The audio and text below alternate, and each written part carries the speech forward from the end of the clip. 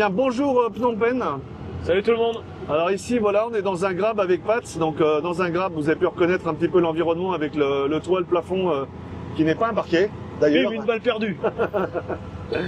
Non, bon, c'était une blague par rapport à une vidéo précédente. J'aime bien le plafond aussi, en parquet. Donc là, on se dirige vers Eon 1 sur le boulevard Soteros. On va aller tester le food court. On va voir ce que ça donne. On va, je pense, goûter 2-3 petits trucs et puis on vous donnera notre feedback comme on fait en général. Donc c'est parti. Ah, on est arrivé à Eon. Eon qui est un gros mall, hein, qui est un super mall hyper récent. Hein. Celui-là, il a été ouvert en 2013. Alors le food court est juste ici.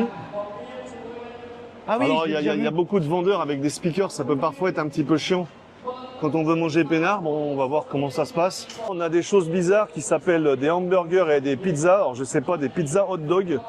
Ça évidemment c'est hors de question pour moi. C'est des pizza dog. Non, je vous montre pizza seafood. Déjà c'est niet, c'est même pas la peine, même pas en rêve. Même offert, je la mange pas. Donc le food court. Donc vous avez un petit peu de canard et de poulet en train de sécher. Ça hyper bien, on peut se laver les mains et tout ici. Ouais, bien sûr, tout est prévu pour, l'hygiène avant tout quoi. Là on a du riz sauté. En fait t'achètes, tu te sers et je crois que tu payes en fonction du kilo du poids que tu as dans l'assiette. Mais c'est pas donné par contre, voilà. C'est 4600 riels les 100 grammes. C'est 1 euro les 100 grammes, c'est cher. Bon après c'est pas forcément ce qu'on va prendre non plus mais il y a un peu de tout quoi. Qu'est-ce que c'est ça? Du hammock, en fait c'est du poisson hammock avec une espèce de sauce coconut, c'est un plat traditionnel au Cambodge, mais je te déconseille de le manger là, il me paraît tout sec.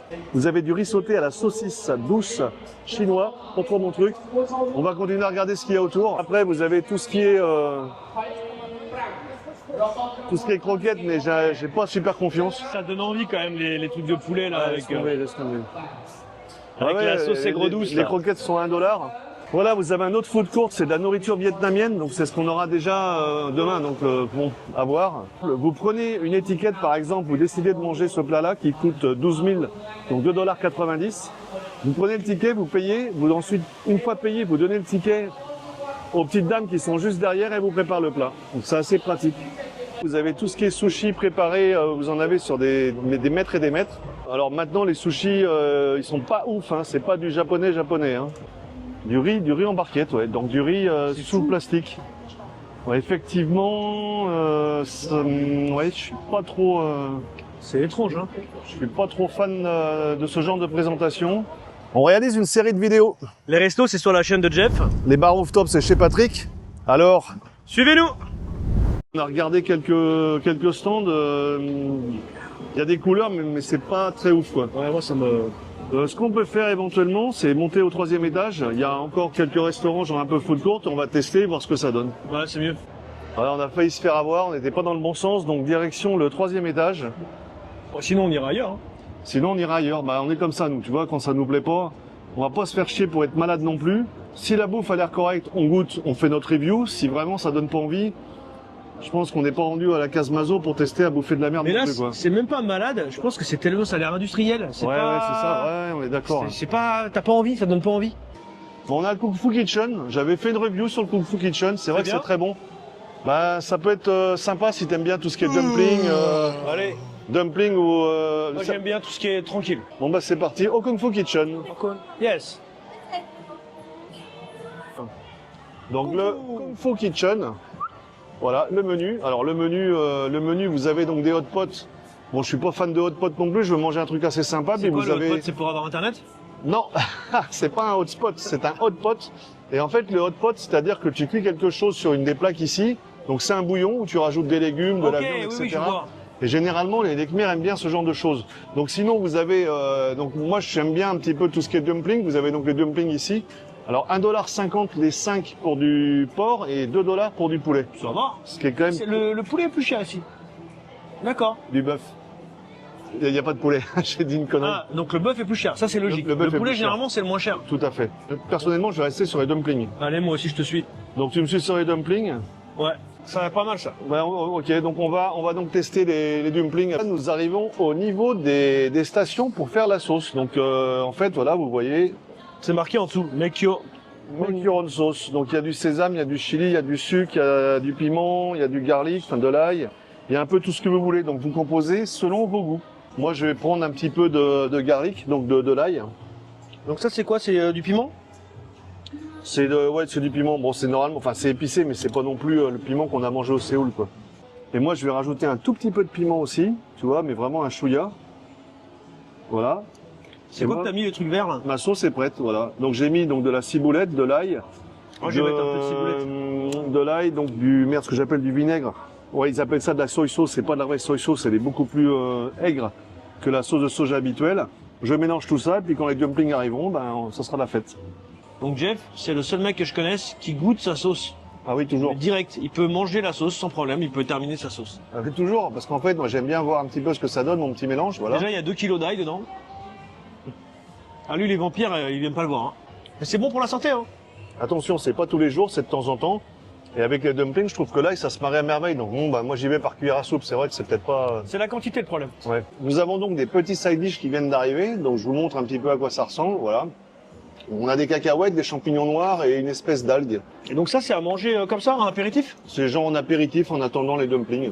Pour les cacahuètes, c'est pas évident la baguette. Hein. C'est bon. Les cacahuètes, c'est sucré là. Ouais. Les cacahuètes sont sucrées, les dumplings de pâte viennent d'arriver, au fort. Il y en a 5 par Je assiette. pensais que c'était 4. Alors 5 pour $1,50 ou $2, même avec les 10% de cher. taxes derrière, ça vaut vraiment rien, quoi. Je veux dire, ça vaut vraiment le coup d'essayer, quoi. Ça, c'est très très bon ça. Magnifique, ouais, les champignons noirs, excellent. Ouais. Donc ça, ce sont une nouvelle, enfin, c'est une nouvelle recette de dumpling qu'ils appellent mala. Donc c'est avec du porc, il doit y avoir d'autres flavors à l'intérieur. Ensuite, on a donc le porc et le bœuf. Bah, moi, je vais commencer par les malas. Pareil pour voir ce que Alors, ça apparemment, il y a une sauce. donne. Spécifique. On va voir ce que ça donne. Oh là.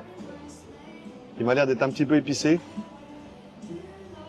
Verdict. Non, ça va. Ouais, c'est bon. Je sais pas ce que c'est, mais c'est bon. Je vais goûter c'est au bœuf. C'est au bœuf, ça, hein? C'est au bœuf. C'est excellent parce qu'à l'intérieur, en plus de la viande, il y a tout un tas d'épices. Moi, quand je parlais tout à l'heure de Chine, quand je suis allé dans le Yunnan ou dans le Sichuan, tu manges des dumplings qui ont exactement ce goût-là. Le reste des dumplings que tu as à Phnom Penh, c'est autre chose. Ce sont des dumplings, mais ça n'a rien à voir avec ce genre de jiaozi, comme on dit souvent. Ou, Non, je pourrais pas vous dire tout ce qu'il y a comme herbe. Évidemment, il y a du poivre du Sichuan, qui est un poivre un peu parfumé, qui est bien différent du poivre habituel qu'on utilise en cuisine. Mais en attendant, le mix est vraiment extraordinaire. Donc, pour des prix, $1,50 à $2 les plats, ça me paraît bien correct. Hein. T'en penses quoi, non? C'est très très correct. En attendant, rapport qualité-prix imbattable, qualité dans l'assiette imbattable. C'est propre, c'est très propre. C'est propre. Ils font le ménage, nickel, ils nettoient vraiment bien tous les trucs et tout, c'est très propre. Par contre, au niveau service, c'est un petit peu lent, effectivement. Et ils ont du mal, ouais, au niveau service, c'est un petit peu lent, c'est un petit peu... On était clairement pas 4 tout dans le temps, resto. Quoi. ouais. Et ils étaient 6 en staff, et ça, c'était un peu lent. Mais ils sont gentils, ils ont le sourire, c'est le principal. Il faut pas oublier que ce restaurant, en fait, c'est pas un restaurant unique. Il y en a plusieurs dans Phnom Penh. C'est une chaîne, hein. C'est toute une chaîne. Hein. Il y en a donc là on est à Aeon évidemment, mais il y en a dans d'autres rayons. Vous en trouvez aussi dans d'autres centres commerciaux, par exemple à Tulkor, je pense à Fun Mall, je pense à Eden Park. Donc vous tapez Kung Fu Kitchen sur votre Google Maps, vous allez trouver ce que vous voulez, mais très sincèrement. Donc le Kung Fu Kitchen, pour moi, c'est une adresse rapport qualité-prix absolument exceptionnelle. Et je vous invite éventuellement à goûter si vous n'avez jamais testé des vrais dumplings. T'as quelque chose à rajouter en pâte là, dis-moi là. Non, c'était très bon. Non. Moi en plus, j'avais pas mangé depuis le début de la journée, il est quand même 14h35. Ouais, c'est vrai qu'on a... Je commençais à avoir faim, on a bossé ce matin. Donc on n'a pas pris de petit-déj. Mais on dort pas ensemble, donc... non, mais bon, chacun de notre côté, nous n'avons pas pris de petit-déj. Ils vont avoir du mal des fois à suivre.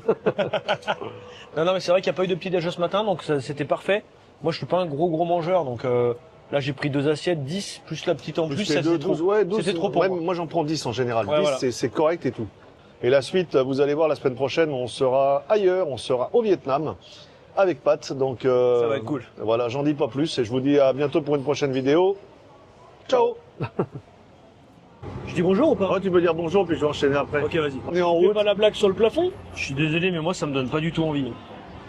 C'est drôle, elles sont moins fun nos vidéos quand on n'a pas fait un rooftop avant. Ouais, non, c'est vrai quand on est un peu allumé, des fois ça part là, c'est plus simple. Et bonjour Ho Chi Minh. Mais non, pas comme ça. On va la refaire.